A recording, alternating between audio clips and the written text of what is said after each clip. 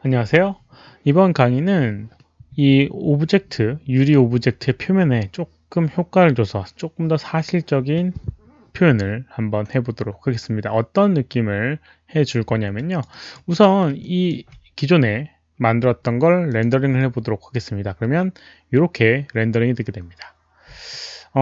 투명도를 살펴보게 되면요. 가운데 있는 부분의 투명도와 경계로 갔을 때의 투명도가 지금 현재로는 동일합니다. 약간 굴절 때문에 이렇게 약간 지저분해 보이는 부분이 있긴 하지만 실제로는 어떻게 되느냐 사진을 한번 찾아봤습니다. 그럼 이렇게 보게 되면 이렇게 경계로 가면 입사하는 각도나 이런 것들 때문에 그리고 이제 이런 식으로 경계로 가면 표면이 그 유리의 두께감도 달라지게 되고요. 보는 방향에 따라서 이렇게 점점 어둡게 받게 되는 걸 볼 수 있습니다. 투명도가 조금 낮아지게 되고요. 그리고 이렇게 이런 표현, 이렇게 둥근 표현일 경우에는 경계로 가면 갈수록 약간 어둡게 되고 굵어지는 느낌, 이런 느낌을 한번 표현을 해보도록 할게요. 이걸 어떻게 할 수 있는지. 여기서는 표현이 안 된 그런 부분이죠. 이런 걸 이용하게 되면 여러 가지로 또 응용을 할 수가 있는 부분이 있습니다. 한번 해보도록 할게요. 여기 있는 이 오브젝트에다가요, 이렇게 블린이라고 되어 있는 부분이 있는데, 투명도, 트랜스페런시에다가 뭔가를 적용을 해줍니다. 뭘 적용을 하느냐? 옵션을 한번 옵션이 아니라 여기 있는 이 트랜스페런시에 이렇게 이 체커 무늬를 선택을 하게 되면 Create Render Node라고 하는 게 나오게 되고요. 여기에 보게 되면 어떤 여러 가지 항목들이 있습니다. 이 중에서 뭘 적용을 하냐면 Utility라고 하는 항목에 보게 되면 여러 가지 이상한 것들이 있습니다. 이걸 어떻게 쓰냐에 따라서 많은 차이가 있는데 이 중에 밑으로 쭉 내려가게 되면 Sampler Info라고 되어 있는 항목이 있습니다. 이 Sampler Info. 샘플러 인포를 적용을 해줄 거예요. 샘플러 인포를 클릭하게 되면 이 샘플러 인포를 클릭했을 때 커넥션 에디터라고 하는 게 나오게 되고요. 여기 보게 되면 이 샘플러 인포라고 하는 항목의 여러 가지 속성 중에 여기 있는 불린4에 어떤 여러 가지 속성 중에 뭔가를 연결하겠다 라고 지정해 주는 부분이 있습니다. 이 중에 이제 어떤 걸 연결할 거냐면요. 페이싱 레티오라고 하는 요거를 선택을 해줍니다. 페이싱 레티오. 그리고 여기 오른쪽에 블린4에는 트랜스페런시, 투명도에 대한 연결을 해주도록 하겠습니다. 근데 트랜스페런시가 회색으로 되어 있는 걸 볼 수가 있는데요. 요걸 클릭을 해보게 되면 트랜스페런시 R, 트랜스페런시 G, B 이렇게 나뉘어지는 걸 볼 수가 있고요. 하나씩 선택을 하게 되면 이 페이싱 레티오라고 하는 어떤 값이 RGB 값으로 동일하게 들어간 걸 확인을 할 수가 있습니다. 이런 식으로 이제 연결해 주게 돼요. 페이싱 레티오라고 하는 건 어떤 건지에 대한 건 조금 이따 설명을 드리도록 하겠습니다. 이러고 이제 렌더링을 한번 해보도록 할게요. 렌더링 해보게 되면 아까랑은 조금 다른 결과가 나오게 됩니다. 어떤 결과냐면요. 가운데 부분은 투명하고요. 경계로 가면 갈수록 약간 불투명해지는 그런 효과를 얻을 수가 있어요. 그래서 조금 더 유리 같은 느낌을 들게 해줍니다. 이렇게요. 그리고 이제 여기는 이 오브젝트에 이제 칼라 값에 영향을 좀 받으니까 칼라 값을 이렇게 검게 해주게 되면 조금 더 차이를 볼 수가 있습니다. 렌더링 해보도록 할게요.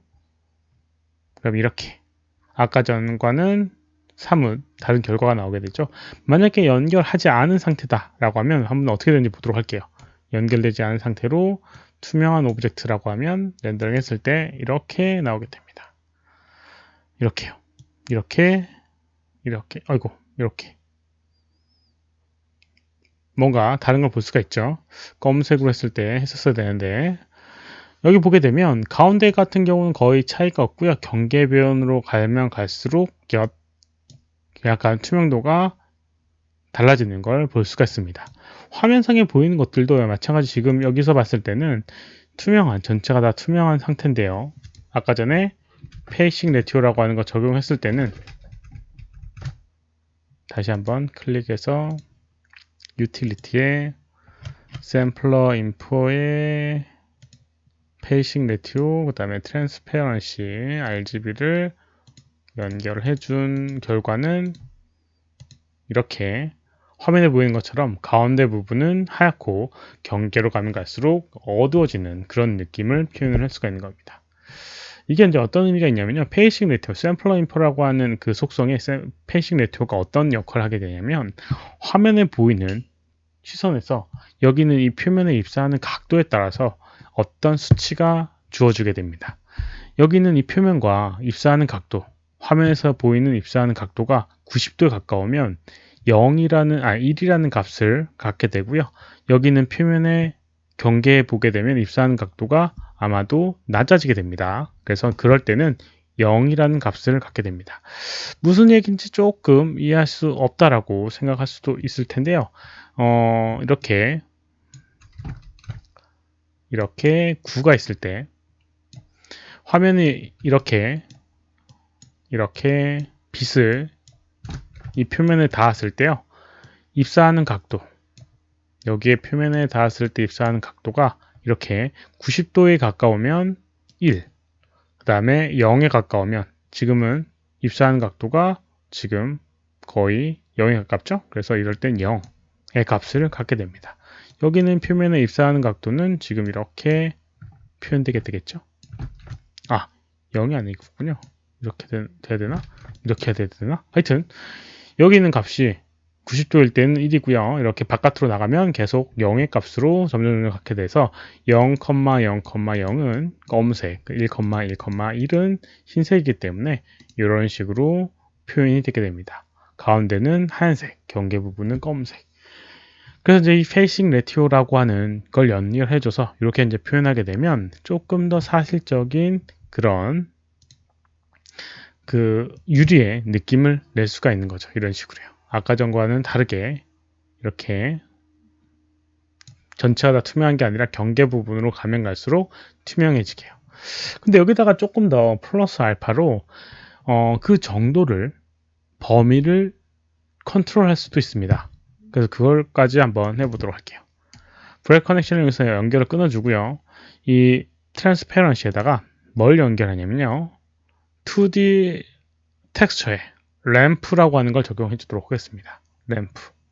램프는 사용해 보셨을 겁니다. 여기는 이렇게 화면에 보이는 그라데이션 형식으로 이제 매핑을 해주는 부분인데요.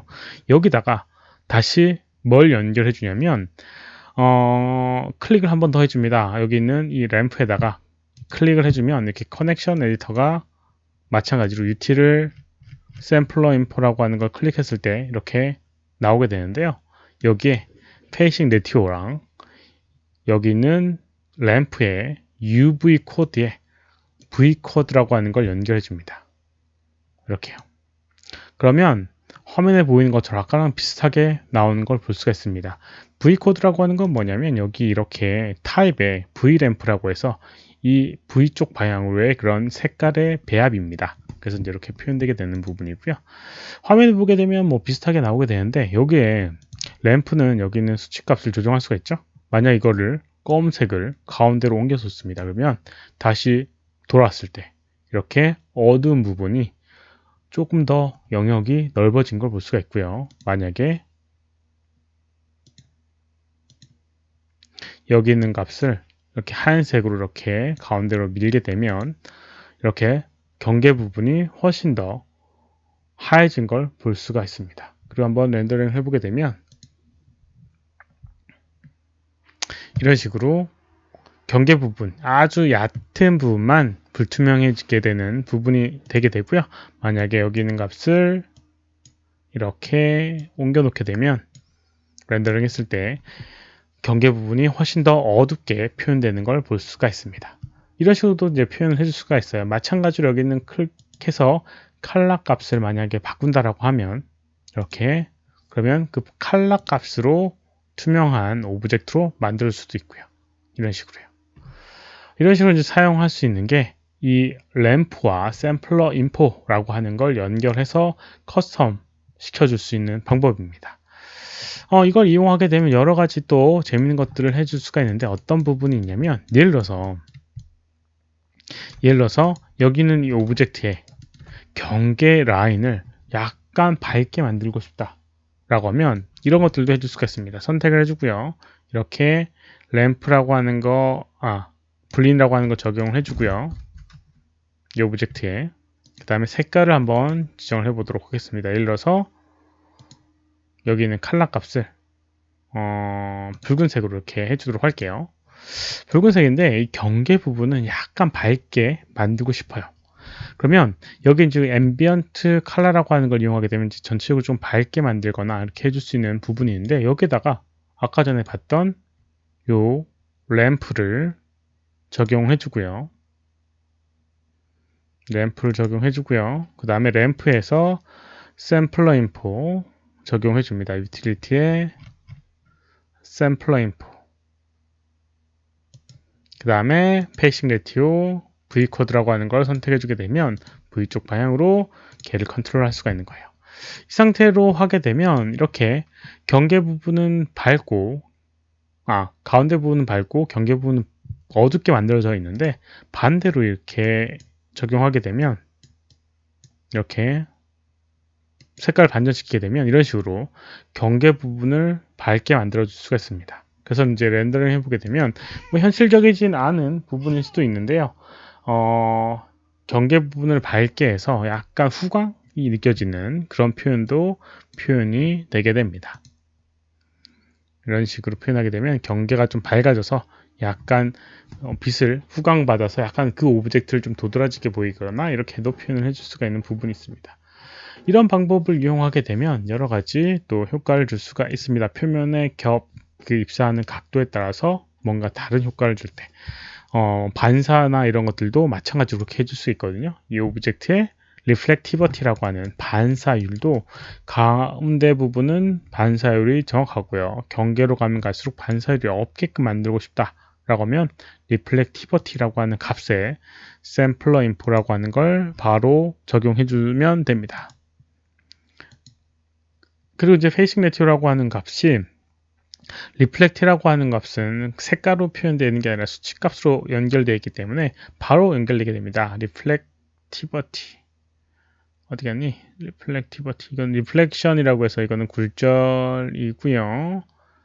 리플렉티버티가 여기 있네요. 밑에 있습니다. 리플렉티버티 적용하게 되면 뭐 풀러서 RGB로 나누는 게 아니고요. 하나로 바로 연결되게 됩니다. 그러면 가운데로 가면 갈수록 경계 부분은 반사율이 적고요. 가운데 부분은 반사율이 높은 형태로 만들어져서 경계로 가면 갈수록 반사율이 적은 상태로 만들어지게 됩니다. 가운데는 반사율이 세게 만들어지게 되고요. 이런 식의 효과도 줄 수가 있습니다.